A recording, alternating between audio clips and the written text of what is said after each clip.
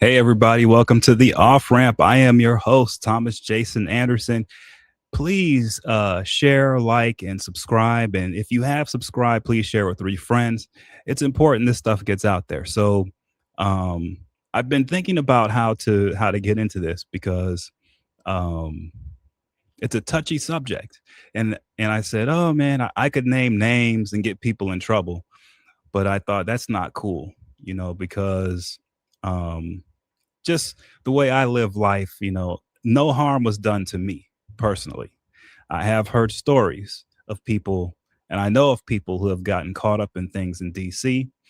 But that's their business, and I'm not going to get into their business. But for me personally, I have witnessed and been targeted myself on different extortion and blackmail plots. None of them ever stuck. None of them, I never got ensnared. So now I'm at a point where I can sort of talk about it. It's a little bit funny to me. It's a serious deal in our nation's capital, but it's funny to me. So, but here's the thing: I wanted to share just a strategy for people who haven't been in DC, for people who have watched like the House of Cards series on Netflix. um, I want to give you guys a better idea of like how it really works. And the reason why is because this has to stop, right? It has to stop. It's hard to make it stop because it's been going on for so long. And the groups that are involved in this, they're expert at it. And it's been handed down like from generation to generation. So it's difficult. It's a difficult issue. And it's one that it's so insidious and it's all hidden and secret. I think it's one of the biggest problems in Washington, D.C. I'm not going to say it's the biggest, but it's one of the bigger ones for sure. And so here I have, I put this up here. I posted this article. Political figures are linked to a DC cowboy ring. And if you look at this article, you'll see the date here, June 30th, 1989. 1989. This is so this extortion, the sex extortion and sex blackmail has documented in the media has been going back to at least 1989 with the Reagan White House. All right. And this one specific ring uh, was, of course, linked to political figures, but it was also linked to figures in the Pentagon.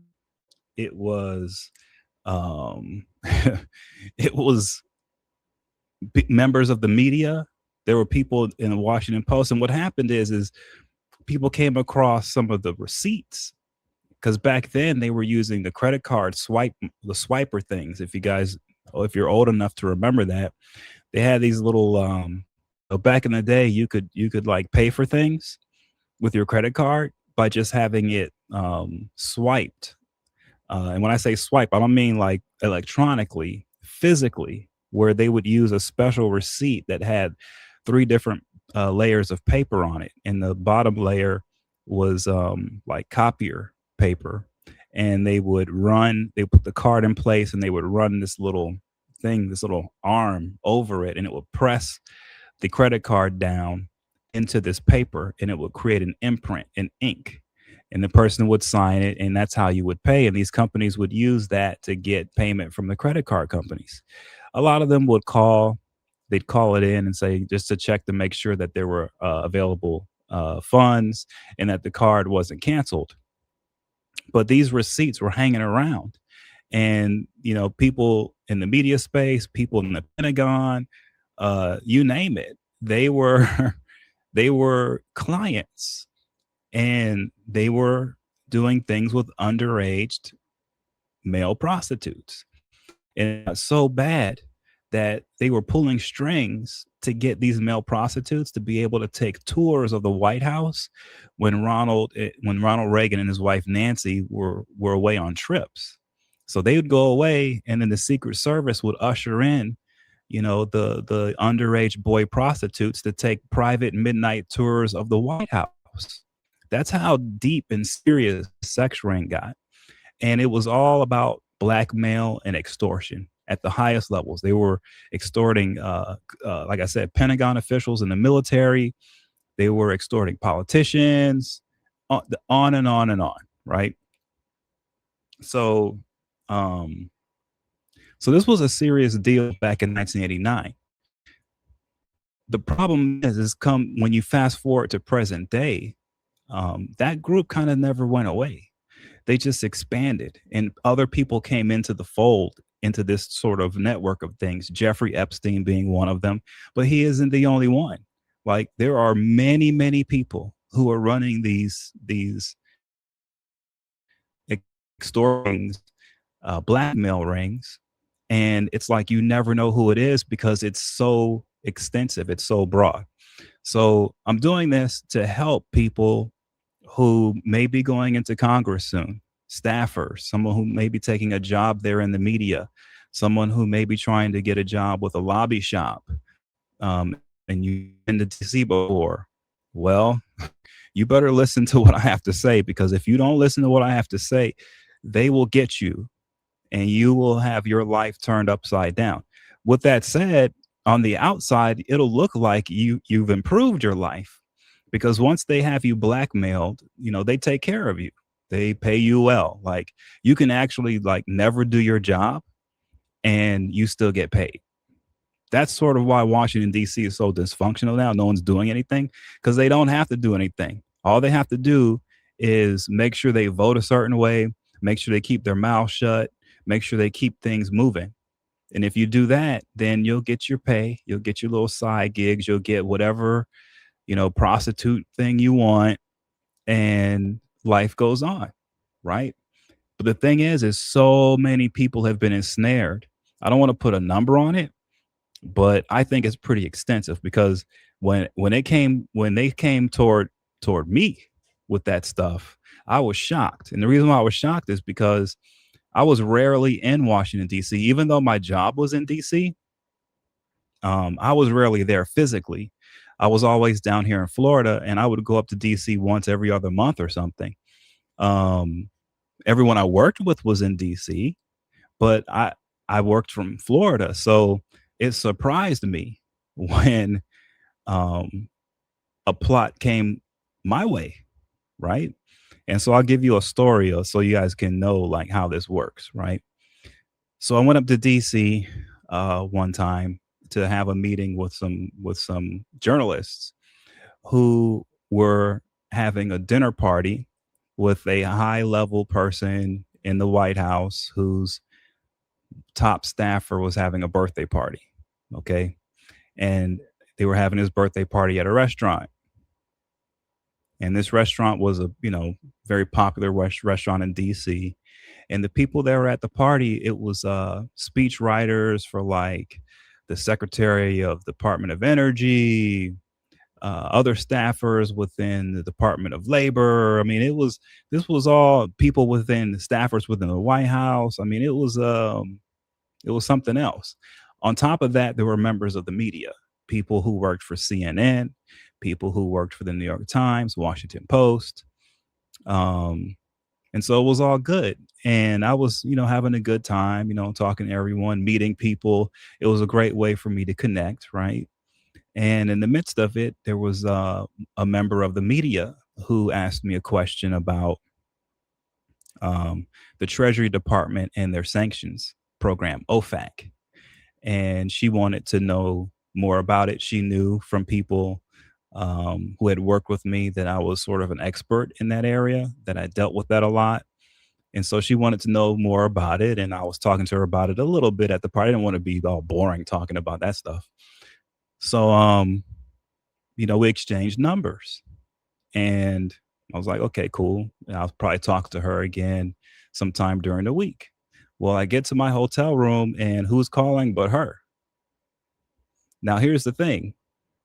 Um, like, phew, like she was something else. I mean, beautiful. I mean, when I say beautiful, I mean, whoa, like woman of your dreams, beautiful. Okay. Just, I won't describe her physical appearance because some people could figure this out. But all I have to say is if you took 100 men, straight men, and you and she offered to go to their hotel room, 100 out of 100 would have accepted. Period, without question. Because not only was she beautiful, but she was really intelligent, and she had a really good job with a certain media outlet, and so she had all this going for her. So there was just and she was just really cool. So just on every level, it was like, yeah. But for me myself, not being in DC all the time, being down in Florida and being from Miami, right?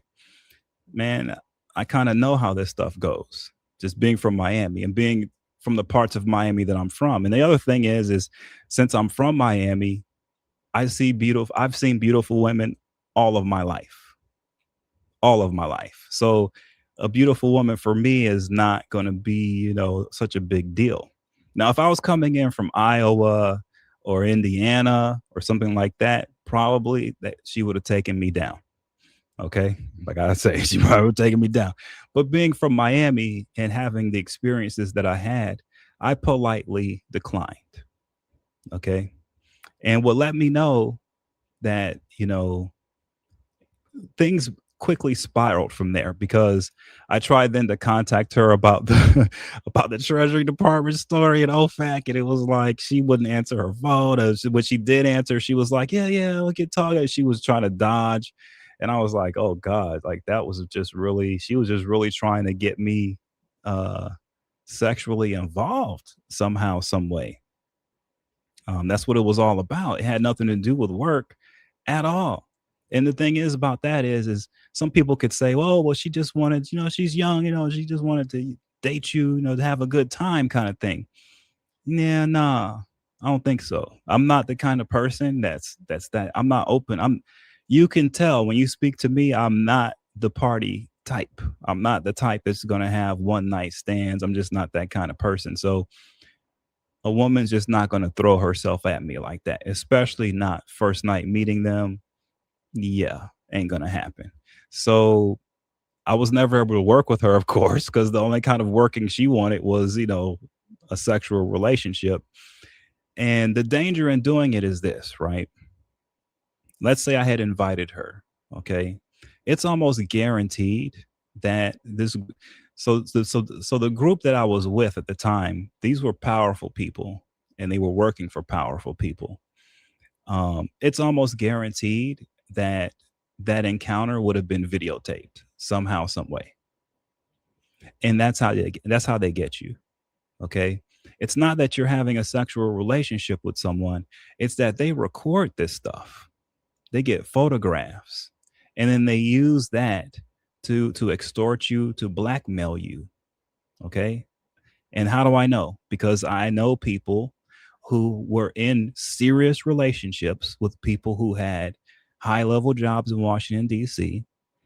And in the middle of their 2 year long relationship, the person all of a sudden that they were with turned a certain way, and all of a sudden they told them they had video and pictures of them having sex, and they started to send those videos and pictures to this person's family members to show them that they were serious about this. And that person's career, they're still doing okay in DC, but they never rose from there, right? And that person called me to ask me for advice, and I said get a restraining order, which they did.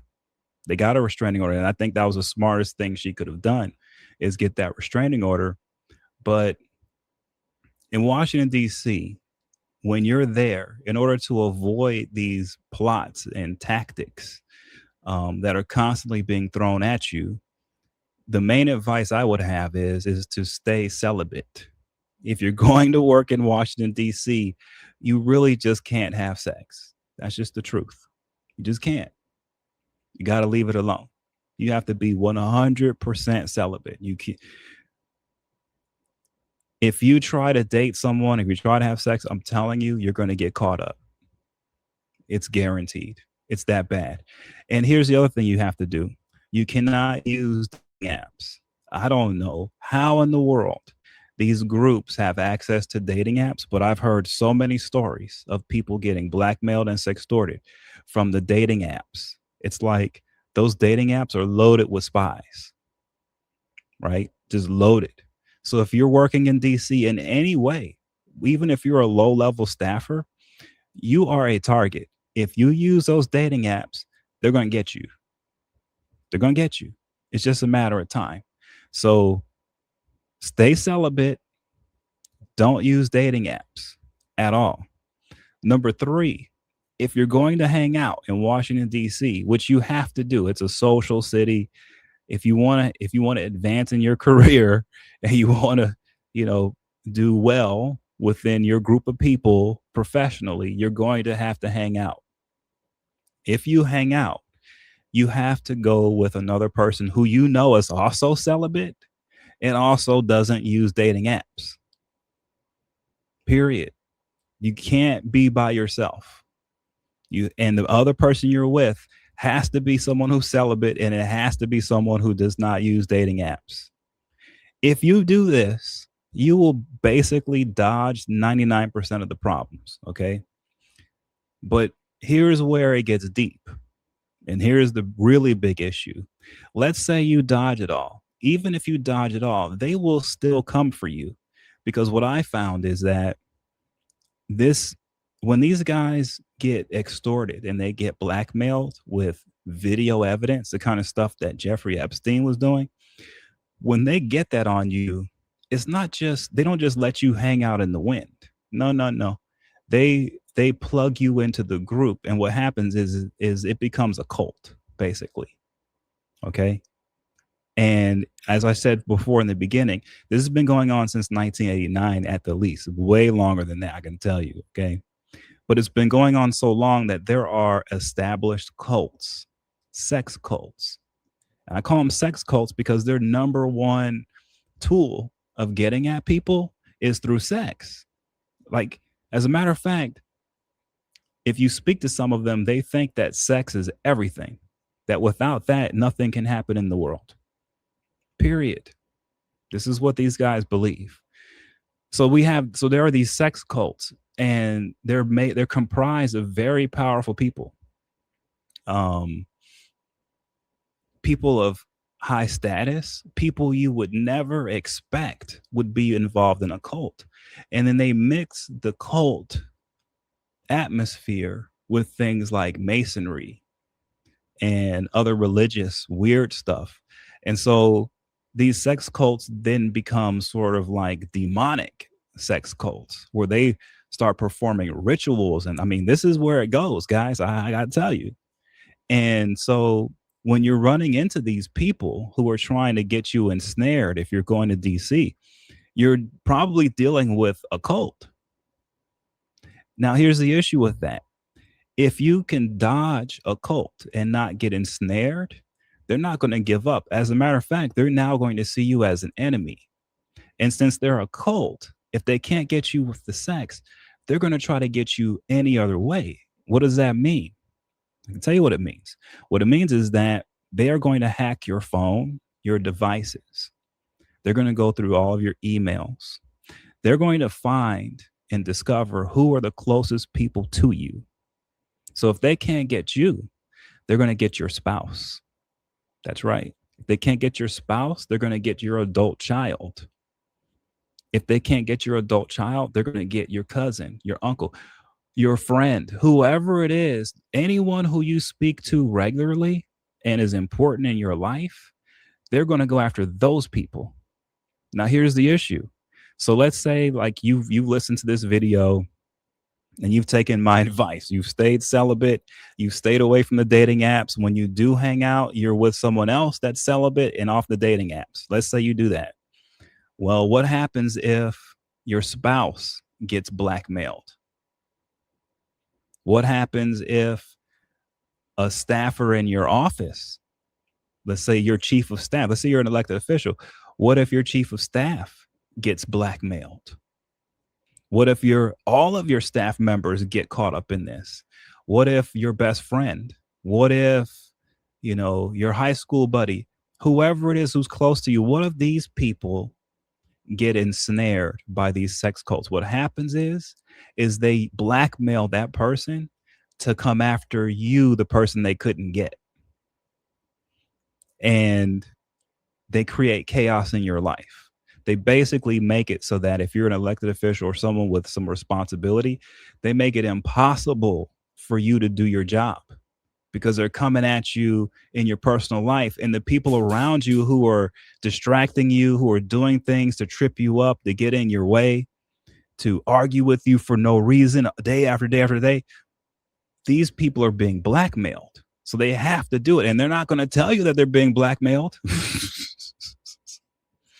So that's the other danger, that even if you can clear it yourself, you have to now deal with your friends and family getting ensnared into it, your coworkers getting ensnared. And that's when it gets deep. And that's how far these guys go. Okay.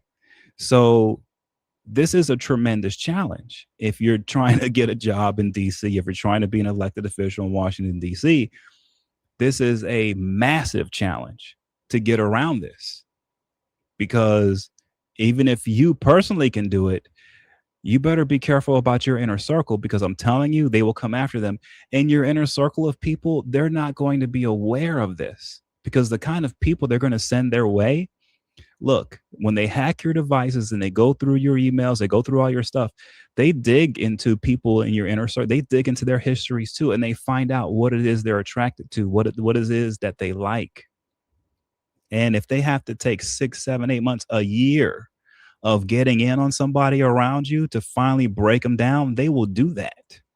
That's how far these guys go.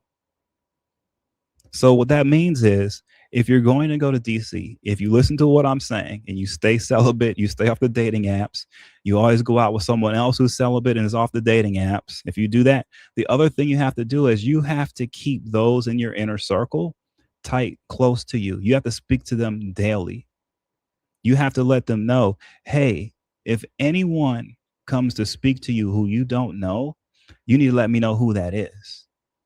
In other words, you can't go to Washington, D.C. and have a huge circle of friends who you are in contact with all the time. If you go to Washington, D.C., you're going to have to cut your circle down to maybe 2 or 3 people. That's it. You're not going to be able to talk to all of your family members, because anyone who you speak to on a regular, they will be targeted.